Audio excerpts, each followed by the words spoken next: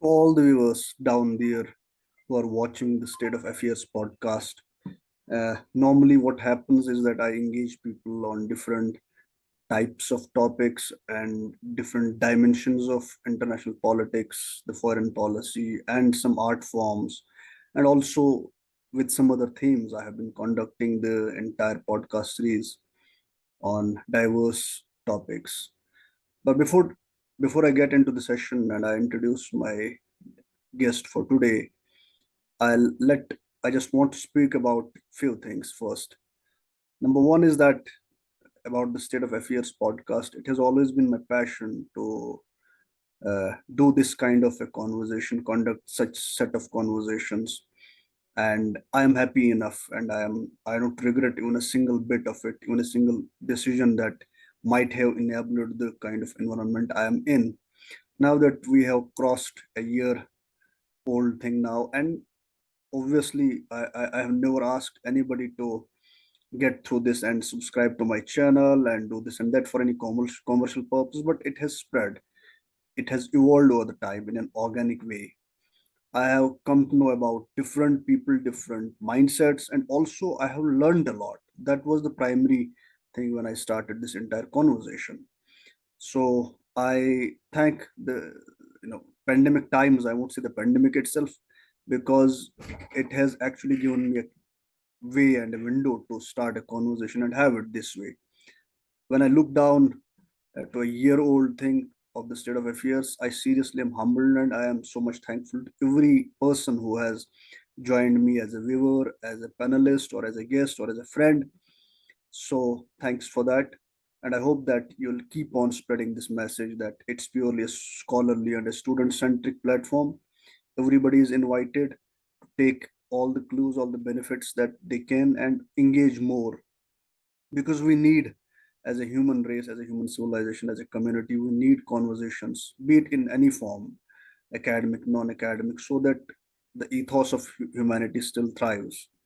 So that having been said, today I'm joined by somebody who is a special person in her own right, and also over the time, when I cut through her profile, I see that she is the topper of the entrance from the JNU, and she is now a research scholar at the European Studies Center, Jawaharlal Nehru University.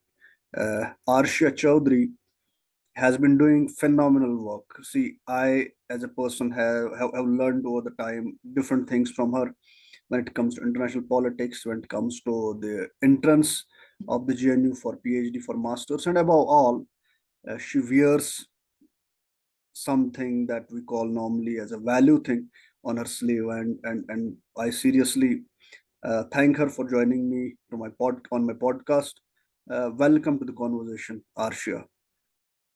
Thank you so much, Mehraj. It's a pleasure to have this conversation with you. And I must say that you've been doing a brilliant work over the last 1 year and so, and I wish you all the best for your future as well. Today I have no presentation actually. The reason being that you are technically much more ahead than us, who are not into the research, into the mainstream research yet. But just tell me about this thing, that what made you just get into the academics and research and then into the international politics, the most fascinating thing in the political science, and especially at European Studies Center. There must be something behind it. There must be something that has actually helped you to become a scholar you are. Is there a story that's backing your cause? Well, there's always a story that everybody has. By grace of God and a lot of sincerity and hard work, I have always been an academic scholar. And not just academics, but I have performed exceptionally well in my extra co-curricular activities also. So I think that has helped me to bring up a very holistic, personality that I could evolve into myself. And when it comes to research, I remember since I'm an avid newspaper reader since class ninth and 10th, and being the first generation for getting into a PhD, I think I have always been on a self-guided journey. And I remember when I would read the newspaper, I would just go through the editorials and I would see, the bottom right thing, that's who's written it and who's the expert. And I would always, majority of the times, I would find that there are professors from JNU. So that was the fascination point. And since I'm not a person from political science, I'm an engineering graduate in information technology, and currently I'm working on cyberspace and international governance. So for me, the first choice was to go about with area studies for my master's. And I remember we had this descriptive paper. And why I chose area studies is because it's a multidisciplinary, it's an interdisciplinary course, and the very syllabus of area studies is not defined when it is tested in the entrance. So when I just saw those little header points, it was the syllabus just stated in the entrance that questions will be asked from all walks of life, be it history, sociology, economy, be it international relations, current affairs, etc., etc. So I was like that, yes, it's not, the typical way of testing a person's intellectual growth. So area studies was an opportune moment for me where I could just go about having testing my flair. And so I picked up area studies, particularly international relations, and the kind of interdisciplinary nature that I had. And apart from that, why IR? The basic reason is because I always, love to host people, for example, at my home. And I always see IR as a personification of countries and having interactions across the table. So that very flair, I think I developed, and I'm very sensitive towards different cultures. I wanted to speak to a lot of people, so this was a great platform where I could just explore myself. And so I chose up IR. And for research, I thought that it's going to be a very great choice to go about for higher education, because many people won't really go about with higher education, but I wanted to be. And so I'm glad that I became a part of this prestigious institution called JNU and European Center, particularly because we have, I think, such lovely professors. And I just love the dynamics of Europe as a region. So yeah, that's it is. I mean, that's the entire thing about your career, about your choices that you have made. There's a very lovely book Mhm. on the choice itself by Shivshankar Menon. I hope that you get through that book. And we often see, we talk about this thing. I am a person who, when I started my master's in political science, I never thought that I'll just get through this entire thing of international politics. Once we got through, then over the time I realized the importance of international relations, because I was preparing for the UPSC, and there is a specific paper on that, on the foreign relations, that they normally call international relations. And what actually got me the kick is that a friend who was a junior at the university, he met me after some time once I was done with my masters. He was somewhere, posted in our district, and what he did, that he told me that he had lots of books. It was, I guess, back in 2017. Until that, I was not. I honestly tell that I just confess this thing, that I was not into the IR thing. The reason being that I was more into the political philosophy, and you can just track down my entire social media profile for that and see that I was too much into the ideological thing, like Marxism, like philosophical things, normally into the literature discourse. But when I met that friend of mine, and he told me that I had books, I just read one of the books that he had on his table, and it was such a lovely book that it just made me to decide that I'll go with the IR. And I guess that with you it must be a different story. And what actually made you to take IR as a subject? What fascinates you more about IR? I think when you take up a particular subject for your career, you need to keep this in mind that you need to be, having a love for that particular subject. And IR is something that is not restricted by one particular stream. You may have different theories of IR, but when it comes to going into the practical way of conducting IR relations amongst states, you know that it's quite difficult to fit in one theory. So I think the very dynamics of IR and the kind of it's very often said that IR changes every second. You just can't have a particular an opinion because it may change the very next day, like we saw it about when we came across the Ukraine crisis. So I think that that dynamic thing about IR is what literally pushed me into this stream. And as I said, it's majorly an interdisciplinary thing. You can explore so much in IR. For example, you can even explore emotions in IR. You can explore aesthetics in IR. So that's the beauty about IR. And studying IR from JNU itself is another story. It's such a lovely experience to be studying IR from there. See, that's a very interesting thing about your choice of getting with the IR, international relations, as a subject. And what normally say people talk about that in the good old days, if you come across a scholar from any university, and for that matter, JNU, that the promo tagline it wears for its outstanding and excellent platform for education, higher education, especially, and the research. Uh, there is something that we normally talk about now, presently, especially post this announcement of national education policy.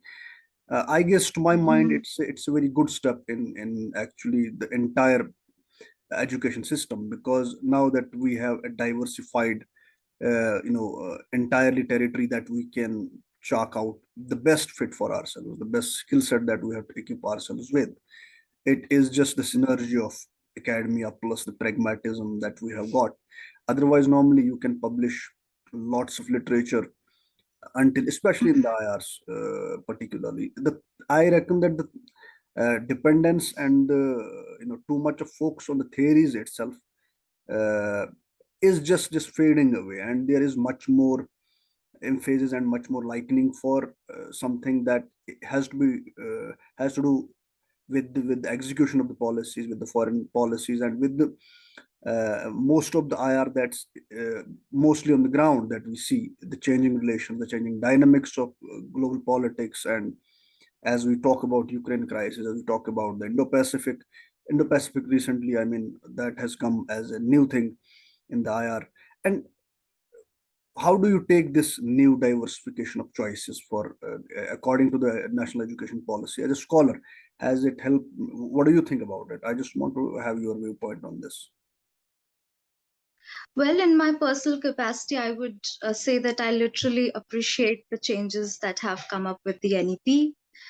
When I look back at my days in school, I was good at all subjects. I was good at co-curricular activities. But at that point of a time, we were just, given those tailor-made options. There were less of permutations and combinations of subjects that we could opt for our career. Today, when I look at the NEP, we know that it has thrown open a platform for diversification of the kind of choices we can make when we take up subjects post class 10. And that's a very good move because students can actually cut across their parochial mindset of just going about with medical sciences or engineering. And after BTech or graduation or your doctor medical sciences, we generally see people running for the civil services, for example, particularly under the umbrella of the security and stability tag that is associated with government jobs. So when it comes to the NEP, I think with my own personal experience, I would say that yes, it's a great move because when I look at myself, I would just say that, oh, I wish I could retake my class 11th and 12th, because then I would probably take up music and science and mathematics, and I would have probably gone about with maybe sound engineering. And today students are having a great opportunity to take up this. I see across my juniors who I'm literally guiding over the last 1 year now, because this is for the first time that the country has gone about with the common entrance undergraduation test. So I see people courageous, but I still feel that many students do suffer from that inertia of not going beyond that narrow mindset. But I believe these are the shortcomings, and in the long run, I feel that people will take up different subjects and they can explore themselves out. They can look at themselves. It's a great platform where you could just explore yourself as a human being, because that is ultimately the key to live a greater life and with a social impact as well. And how do you normally, on a lighter note, how do you normally come to terms with such sort of lots of optimism in you? I mean, if we talk about life, we talk about studies, we talk about the different phenomena. I mean, normally that surround us, and the things that we come across as a normal human being. How do you wear such sort of optimism always? Well, I think you just need to have a relook at everything. um, it's all about a mindset.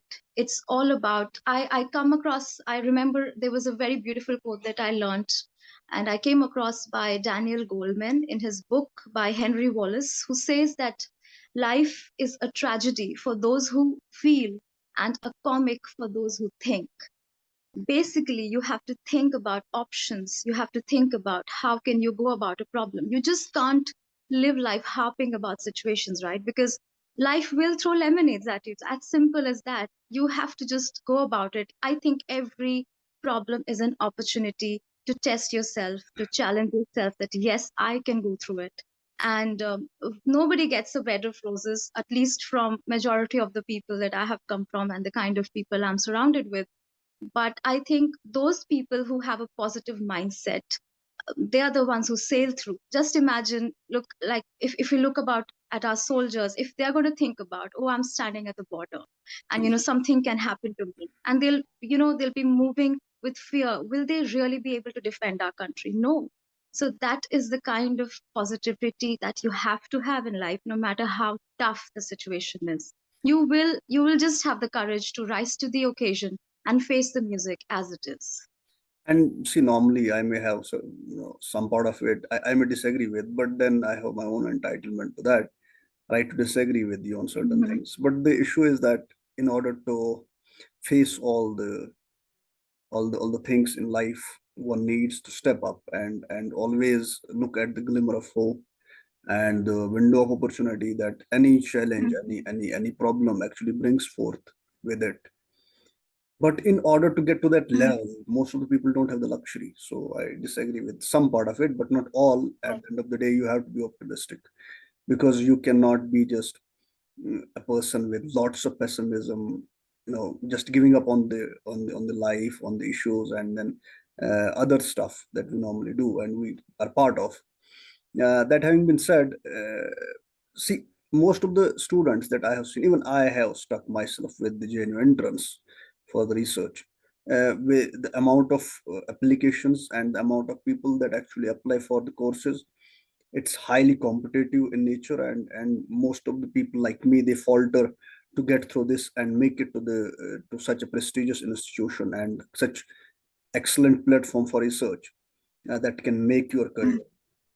And is there any a panacea for all or a manual so that we can stick to it and we can just get through that entire entrance kind of a thing where we can be focused enough on certain aspects of it, where we can be focused on certain parts of it, and it will be easier for the students who are deserving, most deserving, they can make it to the JNU. Is there any manual or tips for the students? Okay, so see, I was selected for two courses. I was rank one in energy, which literally doesn't have a syllabus. But my first choice was European studies, which has a defined set of, a kind of, you can delimit your syllabus.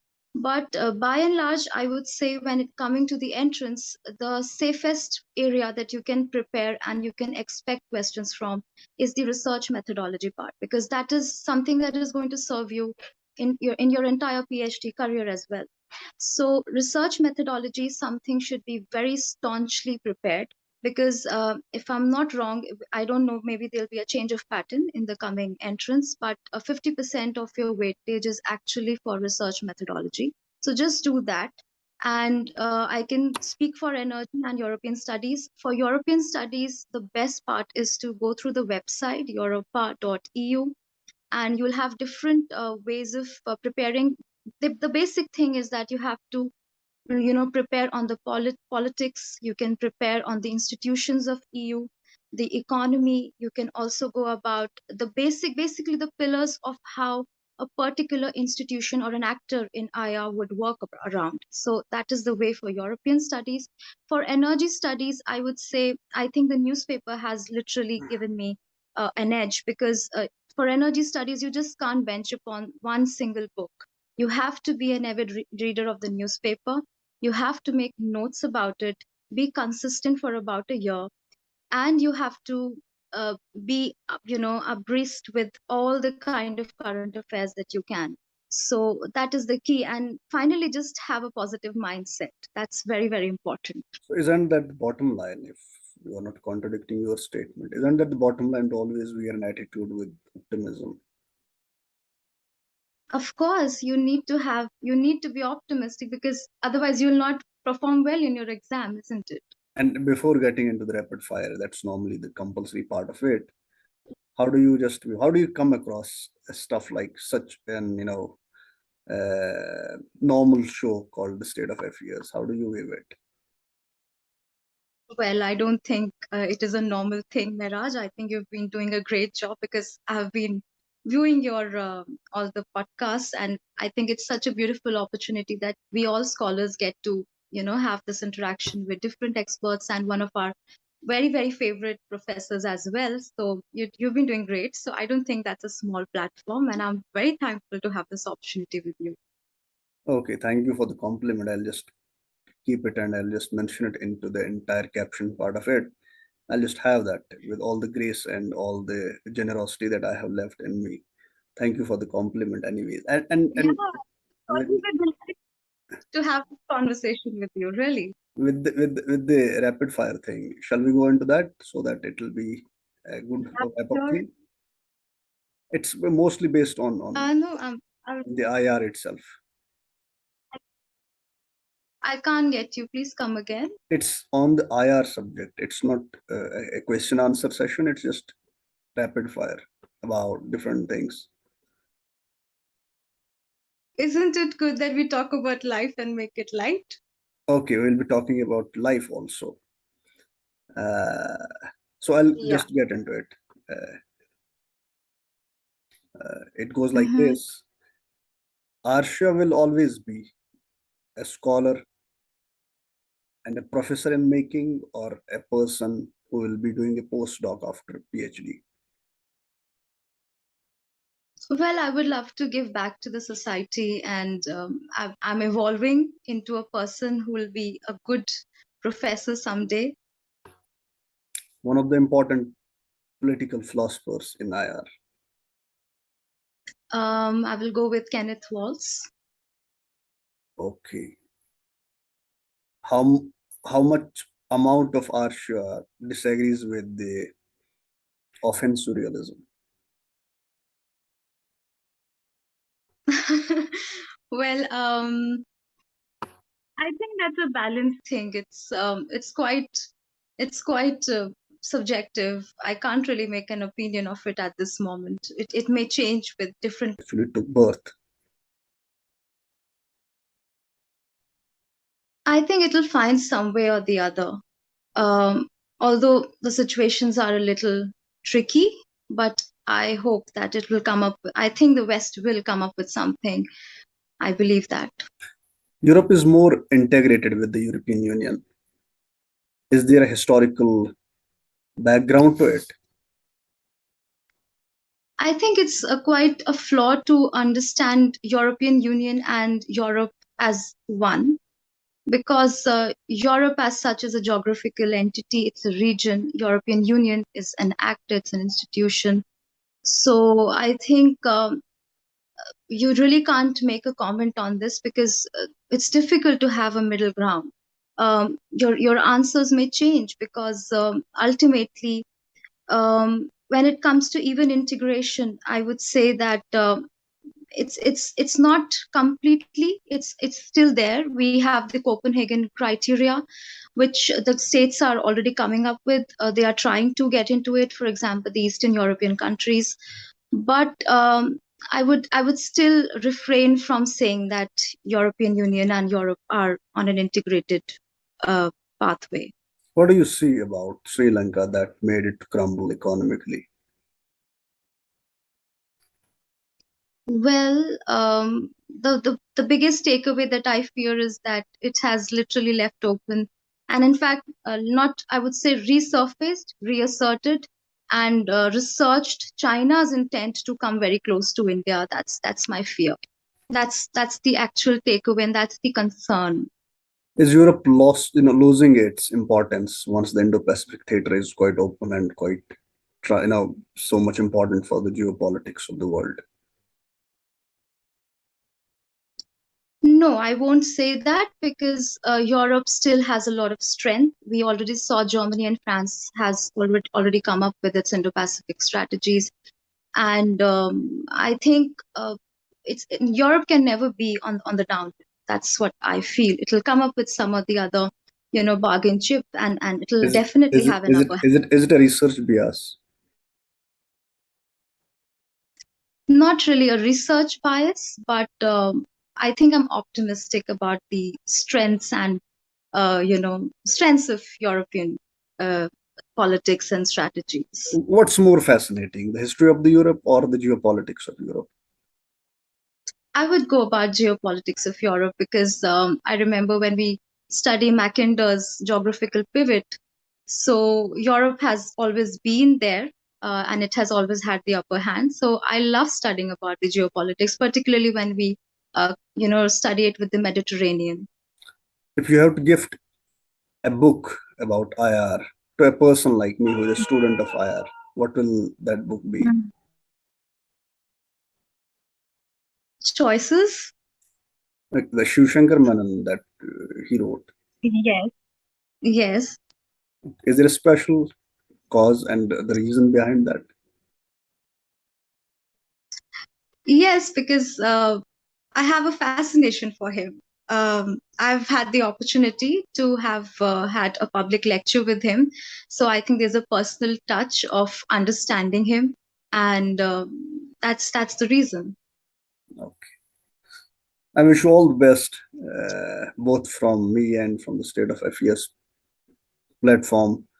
You, Thank you so you much. just grow ahead and you just progress with your research. And we need scholars. I have just kept the theme of this entire podcast was that a scholar with a trademark. I seriously believe in that because the way I have got through your portfolio and your the entire profile, it just seriously is so impressive, and the work you are doing with all the things, counseling students and then devoting your entire time to the students who might be struggling with the entrance with other stuff. You must be celebrating that thing. You must salute your stars for that because you are born with that luxury at least. So thank you for coming over and joining me on the show. I look forward to have Thank you so another much. podcast with you on the European geopolitics itself. I hope that it will come over in next month or so. Thank you so much. Firstly, sorry to interrupt. It was a delight to have this conversation with you. Also, bringing this point of luxury, I do understand that there are caveats. There are inequalities in the social mobility. But I was talking about in the larger context, assuming based on some assumptions, but definitely we can always have a conversation on that other part of, the cluster that we are wanting and indicating to. So yes, thank you so much, and thank you so much for the benign appreciation words that you've had for me. I just leave you with all the optimism in the world to progress and grow ahead. Wish you all the best with research and thank you for joining in. Thank you so much. Have a splendid evening. Good evening, bye.